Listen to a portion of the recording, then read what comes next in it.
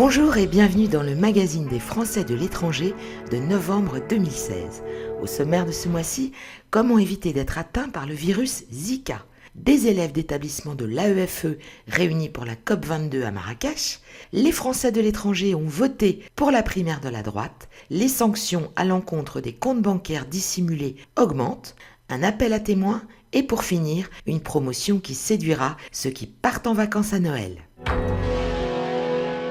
Comme chaque mois et avec l'arrivée des vacances de Noël, profitez des conseils du docteur Jean-Michel Lichtenberger, dont l'association Voyage et Santé gère le centre de vaccination d'Air France. Le mois dernier, il avait évoqué les risques liés au virus du Zika. Ce mois-ci, Jean-Michel Lichtenberger va nous expliquer comment s'en prémunir.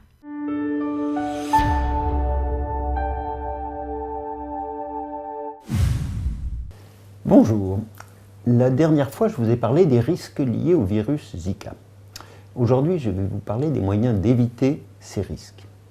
Malheureusement, vous ne pourrez pas toujours éviter de vous faire piquer. Alors la prochaine fois, je vous indiquerai les moyens pour éviter les complications qui peuvent découler d'une infection par le virus Zika. Donc la première ligne de défense pour ne pas être infecté par le virus Zika, c'est de ne pas se faire piquer par un moustique. Ce dit en passant, ça évitera aussi les désagréments des piqûres. Encore mieux, ça évitera aussi la transmission d'une dengue, qui est transmise par les mêmes moustiques et dans les mêmes régions. Et enfin, pour les mêmes raisons, ça évitera même la transmission d'une fièvre jaune. Mais contre la fièvre jaune, vous êtes sûrement vacciné, n'est-ce pas? Donc, pour la protection contre les piqûres de moustiques, on a 3 armes. Sur la peau, les répulsifs, sur les vêtements, un insecticide, et pour la nuit, la moustiquaire. Sur la peau découverte, on applique des répulsifs. Les produits efficaces sont à base d'icaridine, concentré au moins à 20%, ou de DIT, jusqu'à 50% de préférence. Appliqués en quantité suffisante, ils seront efficaces pendant 6 à 8 heures. Si vous ne suez pas trop et ne vous baignez pas. Si c'est le cas, il faudra en remettre. Ensuite, oui, les moustiques piquent à travers les vêtements, même à travers un jean s'il colle bien à la peau. Alors pour les vêtements, on utilise un insecticide dont on imprègne les chaussettes ou les pantalons ou les chemises dont on veut écarter les moustiques. L'insecticide utilisé est la permétrine. On peut faire tremper les vêtements dans une solution de permétrine et laisser sécher. C'est le plus efficace. Mais il existe aussi des sprays avec lesquels on asperge les vêtements. C'est plus simple, mais ça répartit moins bien le produit. Les répulsifs, tout comme la permétrine, sont disponibles en pharmacie ou sur Internet. Enfin, la nuit, on préférera toujours dormir sous moustiquaire imprégné. Je dis bien imprégné, pour être sûr que même si un moustique se glisse dans un trou de la moustiquaire, il ne puisse pas survivre, ce qui serait le cas sous une moustiquaire non imprégnée. Il en existe des toutes prêtes, mais on peut aussi les imprégner soi-même, comme les vêtements, et toujours avec de la permétrine. Figurez-vous qu'avec une telle protection, des études ont montré que l'on pouvait traverser des nuées de moustiques sans une seule piqûre. Mais bon, il faut savoir bien utiliser ces produits. Et n'oubliez pas, avec le virus Zika, la transmission peut aussi se faire par voie sexuelle. Je l'ai déjà évoqué le mois dernier et vous en reparlerai le mois prochain. Mais si vous êtes une femme enceinte ou si vous avez un projet de grossesse avec un risque d'exposition, pensez Zika. Du 8 au 11 novembre, des élèves d'établissements AEFE se sont réunis à Marrakech, ville hôte de la COP22, pour un grand débat sur le climat. Un sujet à découvrir tout de suite. 150, c'est le nombre de collégiens et lycéens qui étaient réunis à Marrakech pour la COP22 à l'initiative de l'Institut de recherche pour le développement avec le soutien de l'Agence pour l'enseignement français à l'étranger. Venus du Burkina Faso, de France, du Niger, du Sénégal, de Tunisie et du Maroc, ces élèves ont rencontré des scientifiques, débattu et proposé ensemble des solutions pour lutter contre le changement climatique. Observation du climat, biodiversité, pollution, déchets, accès et ressources en eau étaient au cœur de leurs échanges. Des travaux qu'ils ont partagés avec les 400 spectateurs venus les écouter sur le site même de la COP22. Aux côtés de personnalités issues du monde de la recherche et des représentants des organisations internationales, ils ont présenté des solutions concrètes et ancrées dans leur quotidien pour une planète plus verte. De futurs citoyens éco-responsables, mais aussi bien informés.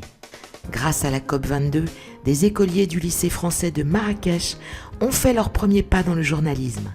À l'instar de pros, ces jeunes reporters ont réalisé micro-trottoirs, émissions de radio, articles, dessins de presse et interviews. Alors qu'ils ont été 49 500 à s'être rendus aux urnes, les Français de l'étranger, contrairement à ceux de métropole, n'ont plébiscité François Fillon qu'avec 52,3% de leur voix, contre 47,7% pour Alain Juppé. Un résultat donc beaucoup plus serré qu'au niveau national. Les plus motivés pour participer à ce scrutin ont été ceux qui résident en Suisse, puis aux États-Unis, et enfin en Belgique et au Royaume-Uni. Alors qu'une centaine de pays, dont le Luxembourg et la Suisse, se sont engagés d'ici 2018 à échanger des données sur les comptes bancaires de leurs ressortissants, on apprend dans les colonnes des Échos du 14 novembre que les sanctions à l'encontre des résidents fiscaux qui ne déclarent pas leurs comptes détenus à l'étranger vont être augmentées. Ainsi, le projet de loi de finances rectificative, présenté le 19 novembre, prévoit une amende pouvant aller de 1 000 à 10 000 euros en cas d'oubli de déclaration du compte et de 80% du montant des avoirs si ceux-ci ont été dissimulés au lieu des 40% existants actuellement. Vous êtes Français de l'étranger, vous êtes expatrié, vous êtes entrepreneur, participez à la 11e édition des 24 heures chrono de l'International. En coproduction avec TV5 Monde, cette opération télévisuelle se propose de traverser 24 destinations du monde en 24 heures au travers de 24 émissions réalisées en direct.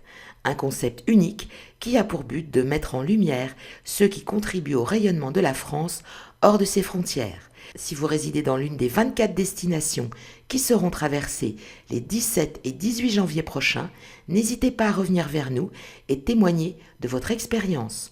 Pour toute information sur le sujet, contactez-nous en nous adressant un email à info@mondissimo.com.